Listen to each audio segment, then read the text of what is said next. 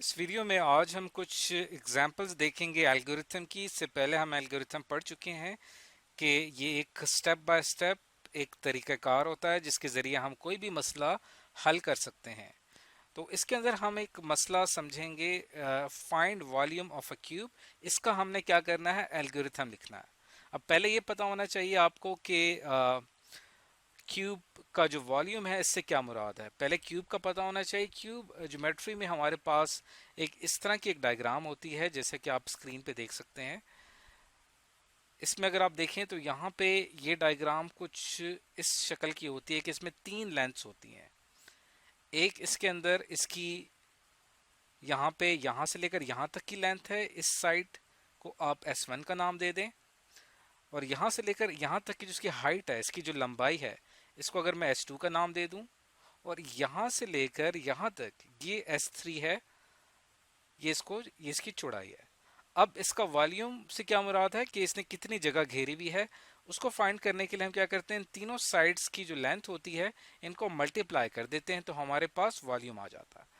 तो चलिए इसका एल्गोरिथम शुरू करते हैं। हम एल्गोरिथम जब भी स्टार्ट करते हैं तो स्टार्ट करते हैं हम यहाँ से स्टार्ट से, और उसके बाद आपने क्या करना है कि यहाँ पे हमने स्टेप नंबर 2 में एक इनपुट लेना है। इनपुट क्या लेंगे हम, साइड जो होगी इसकी एक जो साइड है, इसकी जो लेंथ है वो हम इनपुट लेंगे और वो हमारे पास क्या होगा, एक नंबर होगा।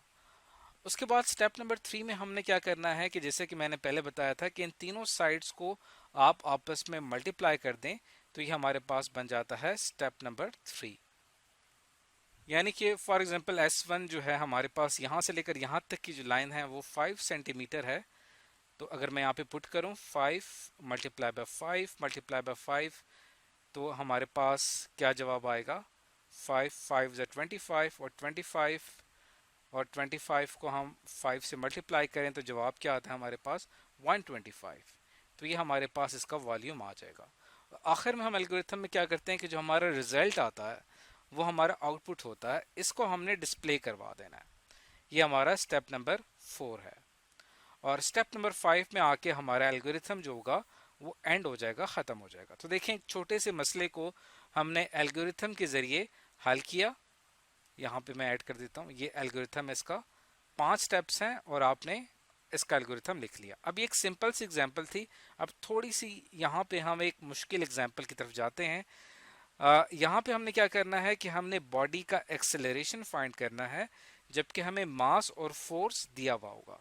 यहाँ मैं आपको एक बात बताता चलूँ कि आप यहाँ पे एल्गोरिथम का इस्तेमाल करते हुए फिजिक्स, केमिस्ट्री, बायोलॉजी, मैथ्स, आप कोई भी साइंस का सब्जेक्ट पढ़ रहे हैं, आप एल्गोरिथम उसका लिख कर किसी भी मसले को हल कर सकते हैं। अब जैसे कि ये मसला फिजिक्स का है और इसको हम एल्गोरिथम के ज़रिए हल करेंगे। तो सबसे पहले हम क्या करते हैं, स्टार्ट लेते हैं। यहाँ पे स्टेप नंबर 2 में हमने क्या करना है, इनपुट लेना है, क्योंकि हमने मास और फोर्स दिया हुआ होगा, ये हमारे इनपुट वैल्यूज होंगी। मास की वैल्यू और फोर्स की वैल्यू दोनों हमारे पास क्या होंगे, नंबर्स होंगे। लेट्स सपोज मास हमारे पास 5 है और फोर्स हमारे पास 6 है। उसके बाद स्टेप नंबर 3 में हम क्या करेंगे, फार्मूला अप्लाई करेंगे एक्सेलरेशन का, जो हमारे पास कितना बनता है, जो क्या बनता है फिजिक्स के असूलों के मुताबिक फोर्स डिवाइडेड बाय मास। यानी फोर्स की जो वैल्यू होगी उसको हम डिवाइड कर देंगे मास से, यानी 6 डिवाइडेड बाय 5। और जो भी इनको डिवाइड करने से हमारा रिजल्ट आएगा वो हमारी क्या होगी, एक्सेलरेशन होगी। और एक्सेलरेशन की वैल्यू हम उस पे सेट कर देंगे। और आखिर में हमारी जो एक्सेलरेशन की वैल्यू आई है स्टेप नंबर 4 में, हम उसको क्या करेंगे, आउटपुट करवा देंगे। और स्टेप नंबर 5 में आके हमारा ये एल्गोरिथम ख़त्म हो जाएगा। तो देखें, ये 5 स्टेप्स थे हमारे पास। इन पांचों स्टेप्स में हमने एक एल्गोरिथम लिखा है और इस एल्गोरिथम में एक्सेलरेशन फाइंड आउट कर रहे हैं। इसको आप चाहें तो इस डायग्राम से भी देख सकते हैं, जिसमें आपको एक शख्स इस रेडी को, इस कार्ट को धक्का लगाते हुए नजर आ रहा है और जैसे ये मूव कर रही है तो इसके अंदर एक्सेलरेशन पैदा हो रहा है। पहली डायग्राम में फोर्स कम लगाई गई है, अगली में ज़्यादा फोर्स लगाई गई है। इट मीन्स कि इसमें ज़्यादा एक्सेलरेशन पैदा होगा।